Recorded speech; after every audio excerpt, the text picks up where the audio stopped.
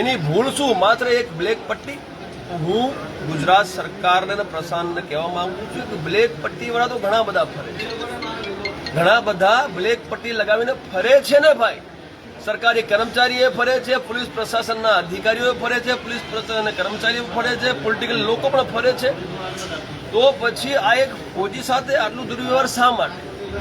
હવે અમારી જે માંગ છે એ ફોજીની માંગ છે. એટલે અમારી એટલે એ અધ્યક્ષતાપૂર્વક ફોજી કરે, જેના પર અન્યાય જોઈએ એને સન્માન માટે એને આ માંગો મૂકી છે. એ આપણા માધ્યમથી હું અહીંના જે એસપી સાહેબ છે ત્યાં સુધી પહોંચાડવા માંગુ છું કે જે ફરિયાદ થઈ છે એના ઉપર ફોજી ઉપર એ ફરિયાદ ખોટી છે, એને રદ કરવામાં આવે એવું એને કીધું છે ને એને અમે સમર્થન કરીએ છીએ. બીજું એને અમને એવું કીધું છે કે જે પોલીસ કર્મીઓ હતા જેમણે એમના ઉપર હુમલો કર્યો છે એ તમામ પોલીસ કર્મીઓનું સસ્પેન્શન થાય અને એમના ઉપર પણ એફઆઈઆર દર્જ થાય એનું પણ અમે સમર્થન કરીએ છીએ. અને એની એક માંગ હજુ છે કે ભવિષ્યમાં આવી ઘટનાઓનું પુનરાવર્તન ના થાય એ માટે જે સરકાર અને પ્રશાસનના જે આલા અધિકારી છે એ દિશા નિર્દેશ જારી કરે પોતાના પોલીસ પ્રશાસનના જેટલા પણ અધિકારી છે કર્મચારીઓને, તો આ જે ઘટના છે એનું પુનરાવર્તન રોકવામાં આવે એ રીતે એને ઘણી બધી માંગો મૂકી છે. તમામ માંગોને લઈને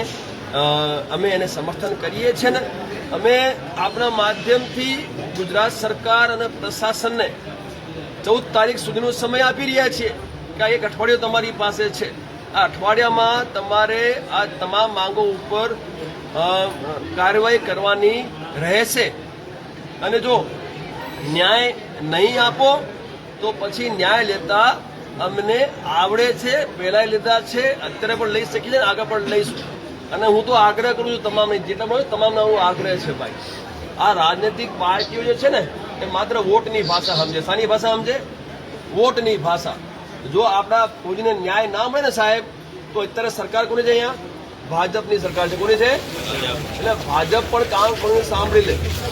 જો આને ન્યાય નહીં મળે તો આવનારા જે ચુનાવો છે એમાં અમે ભાજપાનો બહિષ્કાર કરીશું, વોટ નહીં આપીએ. તૈયાર છો બધા? તૈયાર છો? સાંભળી લેજો. એટલે તમે